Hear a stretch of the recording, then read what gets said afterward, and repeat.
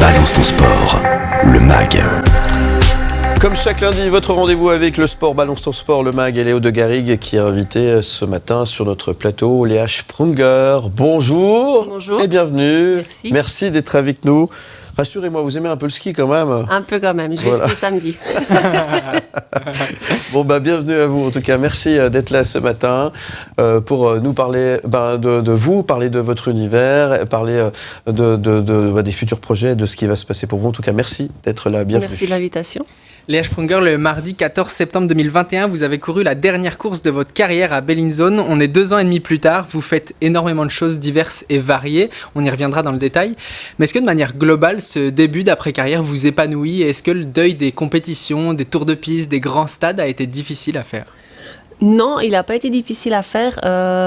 J'ai pris 2 ans vraiment pour me préparer à cette après-carrière. En 2019, j'avais déjà décidé que ma dernière saison serait en 2021. Donc j'ai vraiment eu le temps de bien me préparer. Et puis ce qui du coup a facilité l'après-carrière. Et je suis épanouie dans ce que je fais maintenant. Mais après, il faut pas se mentir. C'est difficile une après-carrière. Il y a des choses qu'on ne peut pas anticiper. Mais de manière générale, je peux dire que je suis très contente. Eh ben, on est ravis. 2 semaines et demie après votre dernière course en carrière, vous étiez déjà en examen à l'Université de Lausanne pour un master en administration sportive et technologie. C'est quoi le sentiment quand on passe des plus grands stades avec des milliers de spectateurs au banc de l'école, quand on retourne sur des bancs de l'école ? J'avoue que ça a été quand même un peu compliqué. C'était vraiment littéralement 2 semaines et demie après ma dernière course. J'avais une feuille devant moi avec un examen. Ça s'est pas très très bien passé évidemment, mais voilà. Après voilà, c'était un rythme à reprendre, d'être assise de 9h à 5h quand on a fait du sport toute sa vie et qu'on était debout et actif, c'était compliqué, c'était vraiment un rythme qu'il a fallu retrouver. J'ai eu du coup des douleurs physiques aussi qui sont apparues et voilà, mais c'était une expérience et puis c'était pour moi chouette de pouvoir retourner sur les bancs d'école. J'ai pas étudié pas longtemps étudié pendant ma carrière, donc voilà, j'ai découvert un peu plus tard les joies de l'université. Est-ce que ça sert d'avoir fait une carrière de haut niveau quand on retourne à l'école comme ça ? Est-ce qu'il y a des points qui servent ?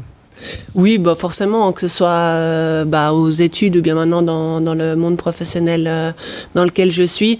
Oui, forcément, ça aide. Il y a un état d'esprit, une persévérance, cette volonté de rechercher la perfection que j'utilise tous les jours et puis qui me sont utiles. Ce master en administration sportive, il vous permet notamment d'être dans le comité d'organisation du meeting Atletissima. Vous en êtes responsable activité sport et jeunesse. Vous, la native de Nyon, ça coulait de source de faire partie de ce comité d'organisation ? Oui, forcément. C'est vrai que c'était, comme j'ai dit, j'ai eu 2 ans pour préparer l'après-carrière et je savais que j'aimais l'événementiel sportif. Pour moi, Atletissima, c'est le meeting de mon enfance. Il a bercé et dicté toute ma carrière. Donc, c'est vrai que j'ai été hyper reconnaissante et ravie de pouvoir intégrer le comité d'organisation. Et puis voilà, m'occuper maintenant de tout l'aspect jeunesse, c'est aussi hyper chouette, hyper gratifiant parce que j'ai commencé jeune avec les activités justement annexes. Et c'est ça qui m'a donné l'envie de poursuivre l'athlétisme et de pouvoir redonner ça maintenant aux jeunes, c'est assez chouette.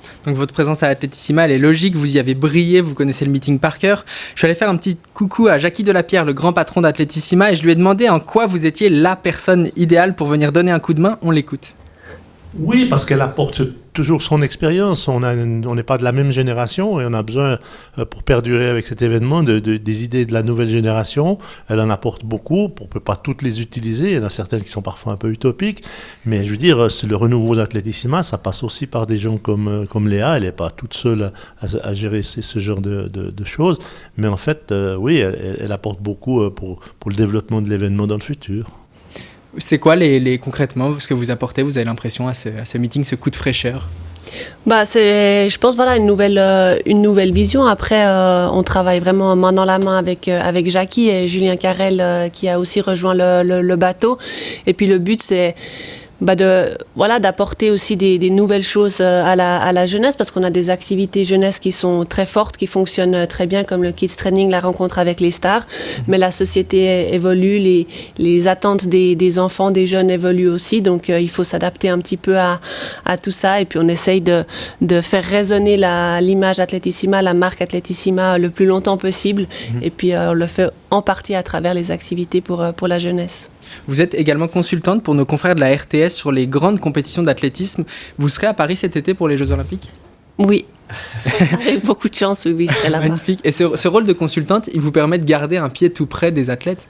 Oui, c'est vraiment chouette. J'ai différentes casquettes depuis que j'ai pris ma retraite, mais c'est vrai que de pouvoir être consultante à la RTS m'aide à garder aussi un pied de ce monde-là. Ça m'est aussi utile pour mon rôle à Atletissima et inversement, forcément. Mais c'est vrai que c'est chouette. Et puis j'essaye justement de pouvoir apporter aux téléspectateurs cette connaissance de l'athlétisme, d'essayer de vulgariser notre sport qui au final il pourrait paraître simple, mais il est quand même assez complexe avec cette variété de disciplines qu'on a. Et puis c'est beau, c'est chouette pour moi de pouvoir vivre quand même les grandes manifestations à travers un autre écran. Et qu'est-ce que vous constatez sur l'évolution de l'athlète au fil des années, que ce soit pendant votre carrière et maintenant depuis votre poste de consultante ? C'est un sport qui essaye d'évoluer. C'est un sport qui est ancien, qui a ses valeurs, qui a ses traditions, mais on est obligé de s'adapter au style de la population, aux habitudes de consommation aussi. Donc c'est un sport qui doit un peu se renouveler, et puis on essaye de le faire, mais c'est vrai que c'est un sport qui évolue, et c'est un sport qui est, je suis peut-être pas très neutre, mais qui est très beau. C'est le sport numéro 1 olympique, et puis c'est un sport qui évolue dans la bonne direction, j'ai l'impression. Un mot sur Smooth, qui est un programme sportif que vous avez, je crois, lancé avec votre sœur. Vous pouvez nous raconter un peu cette histoire-là ? C'est encore une autre casquette que j'ai. Effectivement, alors avec ma grande sœur qui est aussi olympienne, on a fait 2 Jeux olympiques ensemble. On a toujours voulu en fait redonner un peu ce que le sport nous avait appris, enseigné, et puis ça s'est concrétisé depuis 2 ans maintenant, presque un peu moins, 1 année et demie, où en fait avec Smooth, on essaye de proposer des solutions à tout le monde pour faire du sport, parce que on est persuadé que le sport c'est la vie, que ça fait du bien pour le corps, mais aussi pour l'esprit. Donc on essaye d'offrir des solutions avec la difficulté du monde dans lequel on vit, où tout va très vite, où on a peu de temps à disposition. On le réalise aussi maintenant. Ma grande sœur est maman de 2 jeunes enfants. Moi j'ai intégré le monde professionnel normal, on dirait, on ne sait jamais trop comment décrire ça. Ou voilà, on est en manque de temps, et on offre des solutions avec notre passé d'athlète, avec des exercices qu'on a utilisés pendant toute notre carrière. Donc on essaye de faire comprendre aux gens qu'en 30 minutes, on arrive à faire déjà beaucoup de choses de manière simple et efficace. Balance ton sport, le MAG.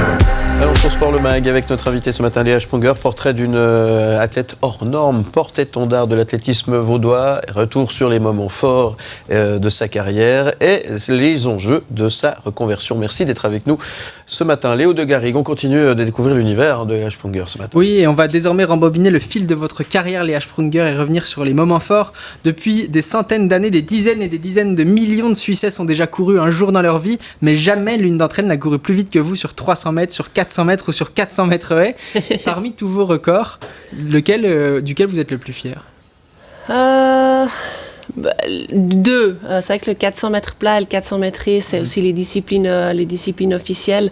C'est les 2 records dont je suis le plus fier. Après, le 400 mètres haies, c'est ma discipline, donc forcément, il y a un petit goût spécial, et surtout, il a été plus dur à aller chercher. Oui, vous avez également brillé à Atletissima, un meeting que vous connaissez comme votre poche. Je suis allé demander à Jackie Delapierre de nous raconter son meilleur souvenir lié à vous. On l'écoute. Il y en a beaucoup, mais celui qui nous reste, c'est quand même sa dernière course à la Pontaise, où le public lui a fait une ovation assez extraordinaire. Je crois même qu'il était debout à un moment. C'était très, très, très émotionnel et ça, c'est quelque chose qui restera quand même dans l'histoire de notre événement. C'était comment cette dernière course à la Pontaise ? C'était magique, c'était vraiment incroyable.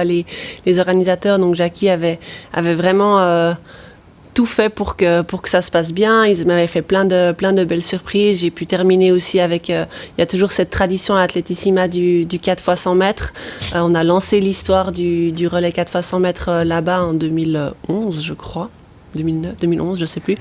Et puis en fait, il m'avait permis d'organiser d'avoir ma propre équipe. Donc il y avait la Team Léa, j'ai pu choisir les filles avec qui je voulais courir. Donc j'avais pris des filles de mon groupe d'entraînement.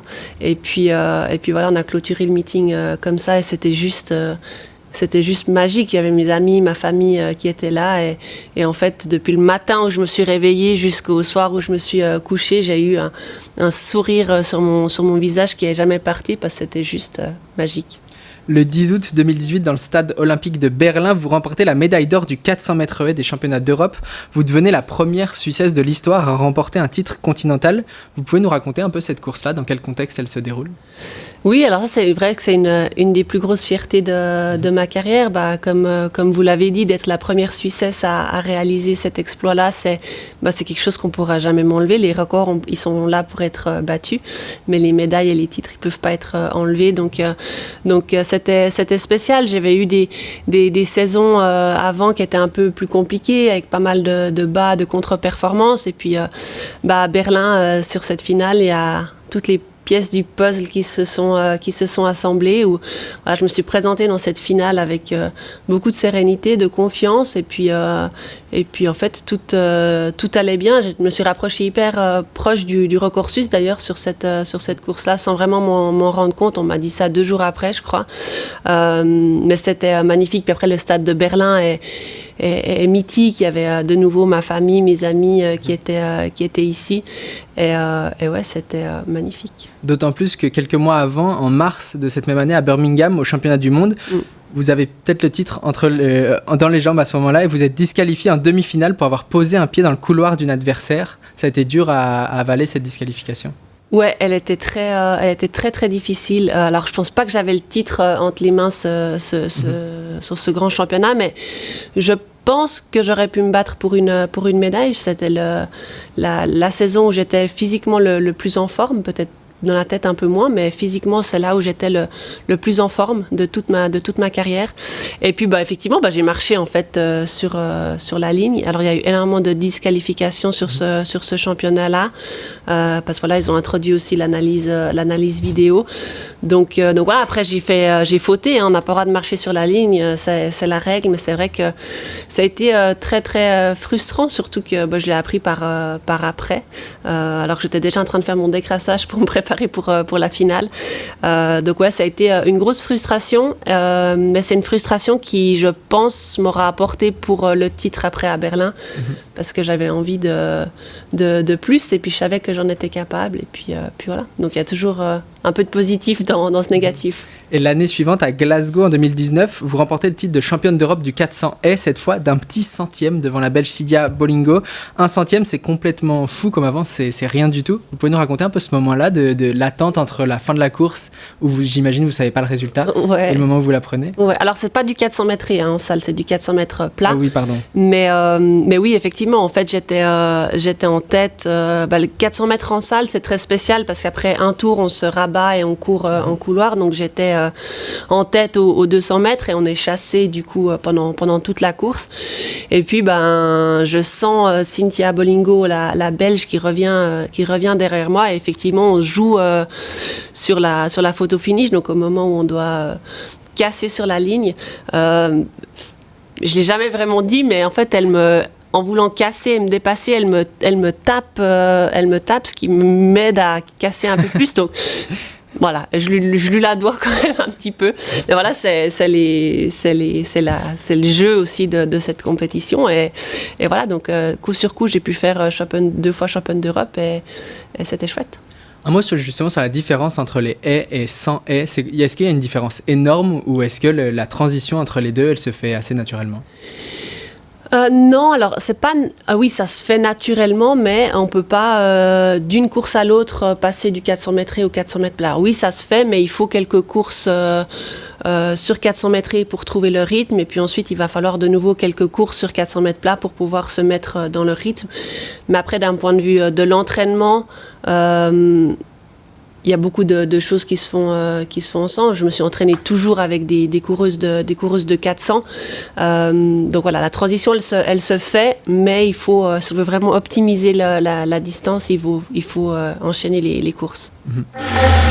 Balance ton sport, le MAG.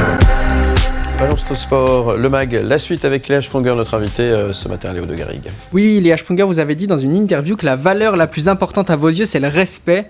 Mais quand on court à côté d'adversaires, qu'on veut à tout prix des médailles, quelle place il a le respect ? Il est quand même là. Pour moi, c'était une des plus grandes difficultés parce qu'effectivement, le respect est très important. J'ai toujours eu un énorme respect pour mes concurrentes, mais après, il faut simplement réussir à accepter que quand on est sur la piste, il faut porter un masque. Et puis, j'ai toujours imaginé un petit peu cette situation comme... j'ai plutôt tendance à ouvrir la porte aux autres, laisser passer et refermer ensuite la porte. Et quand on est en mode compétition, il faut ouvrir la porte, la refermer droit derrière, et puis les autres se débrouillent tout seuls. Donc, il a fallu que je travaille là-dessus, mais je pense que c'est possible d'avoir quand même beaucoup de respect pour ses concurrentes, pour le travail qu'elles effectuent aussi, tout en voulant les battre à tout prix. J'ai une petite surprise pour vous. J'étais en contact avec quelqu'un qui en a énormément du respect pour vous, qui vous connaît bien, un certain Georges Kapsopoulos, l'un de vos physios historiques, qui vous a accompagné une bonne partie de votre carrière. Il nous raconte une anecdote savoureuse, on l'écoute. Salut Léa, comment vas-tu ? On m'a demandé d'écrire nos souvenirs communs, d'anecdotes. Bien sûr, il y en a beaucoup ensemble. Il y a bien sûr c'est ton titre de champion d'Europe à Berlin ensemble, les grands championnats, les championnats du monde, les Jeux Olympiques, les championnats suisses aussi avec tous les titres que tu as eus. Mais moi, j'ai un souvenir qui me marque et qui garde dans mon souvenir, c'est les camps d'entraînement à Poche. Avec chez JJ, chez Suzanne. C'était des entraînements durs, etc. Mais surtout, le samedi soir, tu te permettais, après une semaine d'entraînement très dur, un verre de rouge que je te servais très volontiers, un verre de rouge africain du Sud, bien sûr, avec du chocolat noir à 80%. Ah ouais. Et des fois, un baklava fait par mon épouse Bernadette, que tous les athlètes appréciaient. Alors, je te souhaite tout bon, bonne suite à toi. Et à bientôt. Ciao, ciao. Comment on gère la nutrition pendant une carrière ? On a le droit à des petits écarts comme ça ? Oui, forcément, on a le droit. C'est vrai que la nutrition, elle joue un rôle hyper important dans une carrière, surtout dans notre sport où chaque kilo doit être transporté sur la piste. Donc forcément, ça joue un rôle très important. Mais après, il faut toujours trouver le bon équilibre entre quand même deux, trois petits plaisirs de la vie qui ont aussi un impact sur le mental. En tout cas, chez moi, ça jouait forcément un grand rôle. J'avais effectivement toujours mon petit chocolat avec moi. Donc il faut juste trouver la juste balance. Vin rouge et chocolat, c'est parfait. Hein. Exact. Du bon vin rouge et du bon chocolat, ça, c'est la règle. Vous êtes né à Nyon, vous êtes resté dans votre même club tout au long de votre carrière, vous avez brillé à Atletissima, vous travaillez pour le meeting désormais. Ça représente quoi d'être vaudoise pour vous ? Est-ce que c'est quelque chose qui a été important au fil de votre carrière ? Oui, c'était très important et ça l'est toujours. C'est vrai que c'est le canton qui vraiment il bat dans mon cœur, et puis j'ai essayé de le représenter au mieux d'un point de vue national mais aussi international, et puis c'est vrai que c'est important, ça fait partie de moi, de qui je suis, et puis ouais, on y est bien dans notre canton de Vaud. On va aller voir une dernière fois Jackie Delapierre qui décrit votre personnalité dans le quotidien au travail. Écoutez-le, c'est bien intéressant. Elle a une très forte personnalité. C'est vrai qu'on n'est pas toujours d'accord, mais elle apporte, ce que je l'ai dit, elle apporte ce qu'on a besoin pour développer un événement, des idées. Elle a une force de travail assez incroyable. Ses projets sont toujours à la pointe de ce que l'on en attend. Mais voilà, je pense que c'est très bien d'avoir du caractère, et comme ça permet d'avancer surtout. Donc vous avez du caractère. Oui, mais Jackie aussi, donc des fois, effectivement, ça monte un peu, mais c'est vrai que c'est intéressant et du coup c'est chouette. Moi j'apprends beaucoup de Jackie parce qu'on se challenge beaucoup sur certains aspects et voilà, mais c'est vrai que j'ai du caractère et je pense que c'est aussi grâce à ça que je suis arrivée où je suis arrivée dans le sport. Ah oui, c'est comme ça. Il faut une force de caractère en tous les cas pour y arriver. On fait un petit clin d'œil à Jackie Lapierre qui est certainement en train de nous écouter ou nous regarder. Sûrement. Votre frère a fait du foot, votre sœur de l'heptathlon, vous avez des cousins et cousines qui font de l'équitation, du hockey sur glace. Quand vous faites des jeux de société en famille, c'est pas trop dur d'accepter de perdre? Ça va. Le plus difficile, c'est jouer avec le frère qui a une tendance à pas mal tricher et qui nous énerve. Mais après, voilà, il a 3 sœurs autour de lui, donc il devait un petit peu nous embêter et nous chambrer. Et il le faisait très très bien. Est-ce que ça aide dans une carrière d'avoir des frères et sœurs qui sont dans le sport? Oui, je pense que indépendamment qu'ils soient dans le sport ou non, le fait d'avoir une grande famille, d'être né aussi dans la campagne, on a eu une éducation sportive, on a toujours été dehors à jouer ensemble, à se challenger, à faire du sport sans vraiment s'en rendre compte. Et puis je pense qu'effectivement ça a joué un bon rôle dans ma carrière. Balance ton sport, le MAG.